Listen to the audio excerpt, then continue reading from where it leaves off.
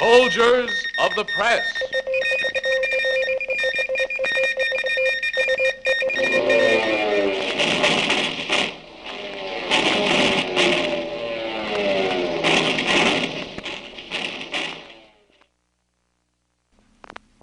With the British 8th Army in Egypt. At an Allied advanced base in Libya. Those are datelines all of you have seen in your newspapers or heard on the air. And many of you undoubtedly are familiar with the name of the man whose byline appears above many of those stories. The man whose story we bring you now, Richard D. McMillan, United Press staff correspondent accredited to the British 8th Army in North Africa. McMillan has seen and reported action on 6 fronts of the present war: Paris, the Low Countries, London, Gibraltar. He saw the British fleet smash Italy's navy at Taranto. Then came assignments to Cairo, to Albania. In Greece, McMillan teamed with UP correspondent Henry Gorell to scoop the world with the first vivid eyewitness story of the British withdrawal. For the past 2 years, he has reported brilliantly on the seesaw battle for control of North Africa. I'm what my front office likes to refer to as a veteran war reporter. Well, looking back over the past 3 years, I guess the description fits. But my own impression is that I'm more of a veteran sandhog. You see, I followed virtually every drive across Egypt and Libya in both directions since the Germans and Italians elected to make the North African desert a battlefield. I've eaten sand with my food and cursed it, and I've burrowed into it for safety from enemy shells and thanked God for it many a time in the past 2 years. But that's a long story. So suppose we start with June 27th, 1942. That's a date that will stick in my memory for a long time. I had followed the British winter drive that pushed past Benghazi and had managed a narrow escape from capture at Tobruk when Field Marshal Rommel started rolling the 8th Army back toward the Libyan border. The night of June 27th, I was at Matruh, well inside Egypt. The British had been under constant pressure for days. Our position was endangered, and I could hear the rumble of an artillery duel only a few miles away. But I fell into an exhausted sleep in a field truck. A British soldier put an abrupt end to my nap. McMillan, Mac, old fellow, wake up. Oh, go away. Come out of it, man.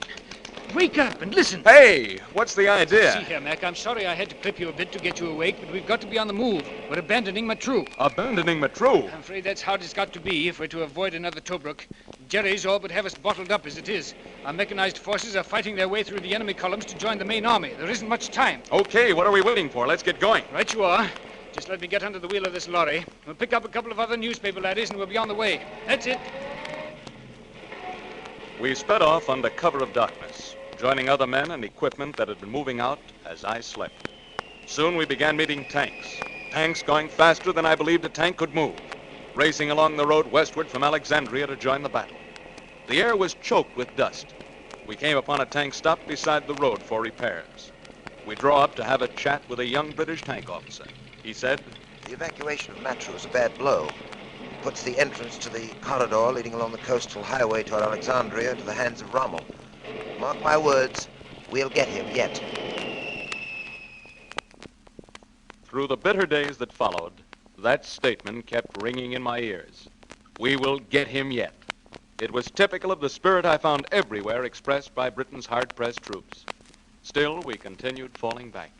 Back past Fuka, past El Daba, then the Libyan plateau fell off to the Qattara Depression, and the British decided to make a stand at El Alamein, guarding the narrow corridor between the sea and the impassable depression.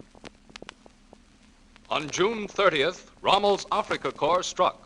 Correspondent McMillan watched from the front lines as contact was established between British forward forces and enemy light scouting units along the road west of El Alamein.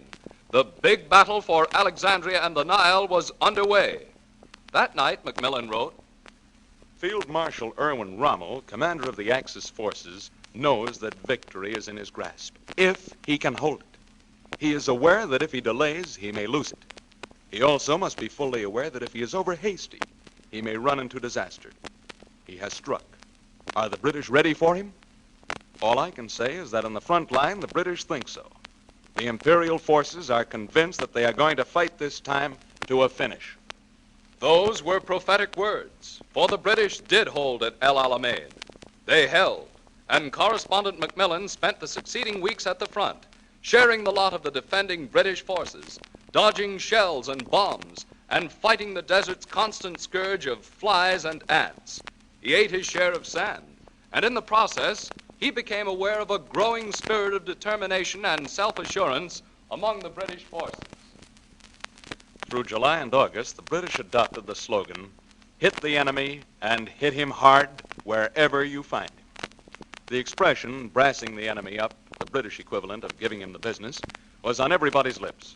I think the best illustration of what I mean occurred one night in mid-July. The desert silence was suddenly broken at about midnight by bursting flares and the distant rattle of machine gun fire. I couldn't sleep, so I went out to have a word with the troops and dropped down beside the crew of a battery of 25-pounders. Hello there. Nice fire you've got going. Mind if I join you? This night air's a bit chilly. Okay, Governor. Make yourself at home. What's that insignia you're wearing? You're a newspaper man, ain't you? That's right. My name's McMillan. Richard McMillan of United Press. Glad to know you, sir. Say, how do you get such a swell fire to burn? There isn't enough vegetation on this entire godforsaken desert to make a respectable bonfire.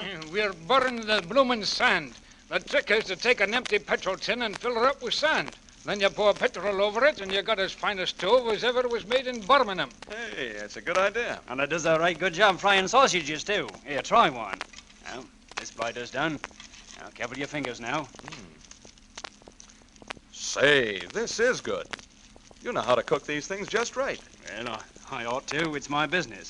I run a fish and chip shop back home in London. Oh. Are you getting homesick for London? I'd like to be home right enough. I can't say I'm exactly homesick. We've been too busy fighting to talk or think about it.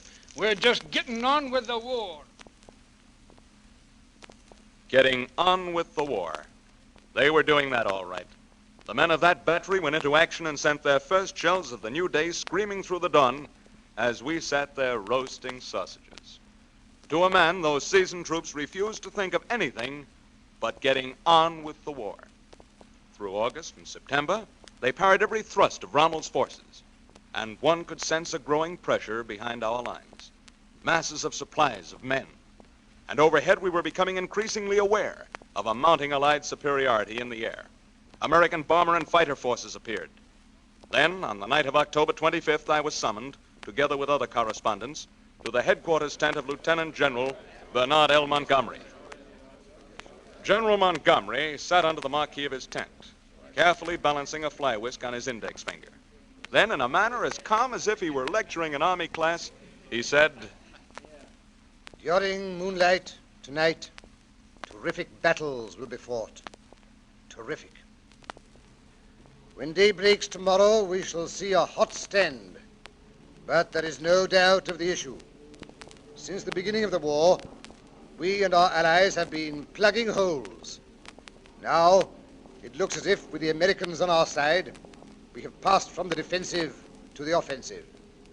So the battle begins tonight. The 8th Army and our air power are one. British troops are first class. All they want is success. Tommy will never let you down."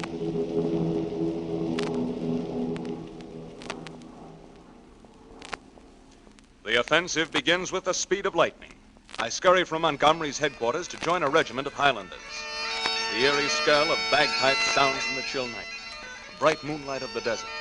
The sound shrills across the minefields to the German lines at Alamein. Suddenly, the pipes are drowned out by the reverberations of the biggest blast the desert ever heard as the British open up with a barrage. The British troops move forward, attacking German positions at many points. Tanks burst through the German outer positions. I am accompanying the units of the 51st Highland Division, which is getting its desert baptism in its first action since it was reformed after the Battle of France. In 2 years of covering Western desert campaigns, I've never seen the British go to battle with such drive, coordination of effort, and meticulous timing. 20 minutes after the first crash of battle, troops with fixed bayonets have filed through the corridors in our minefields and have mopped up enemy forward posts. Everything is going according to plan.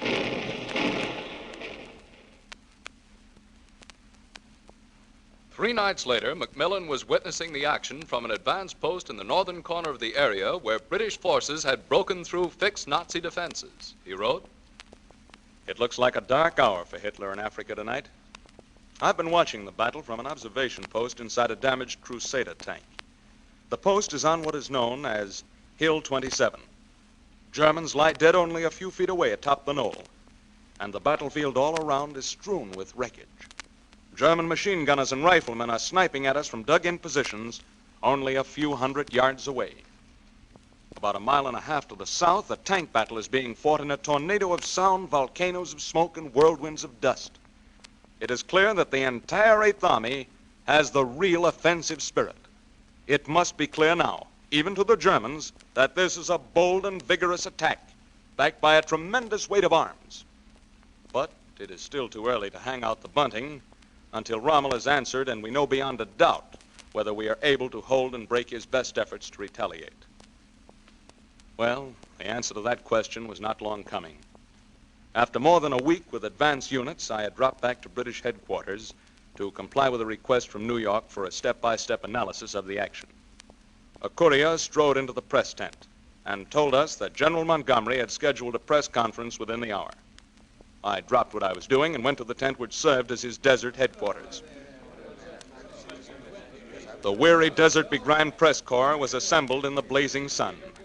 Suddenly, Montgomery stepped through the tent flaps and into the glare. An expectant hush fell over the group. Montgomery cleared his throat and said, "Gentlemen, we've had a fine battle, and there is no doubt now of the result. Complete and absolute victory. Bosch is completely finished. Some portions of the enemy are struggling to get away, but those portions still facing us in the south will be put in the bag." Well, you know the rest. The Axis forces were put in the bag. And after 2 years of watching the British buffeted back and forth across the desert, you can bet that I was willing to go on eating sand a little while longer to follow every step of the action. Correspondent Richard McMillan has seen and written much of history in the making in North Africa, and you can count on ace United Press correspondents like him to bring you speedy, complete news of every phase of war action on the fronts around the world. For these soldiers of the press are on the job around the clock, covering the news wherever it is, wherever it may be. We will be back soon with another story of adventure with United Press correspondents. Be sure to listen. And meanwhile, remember to look for United Press news in your favorite newspaper. Listen for it on the radio. It's your guarantee of the world's best coverage of the world's biggest news.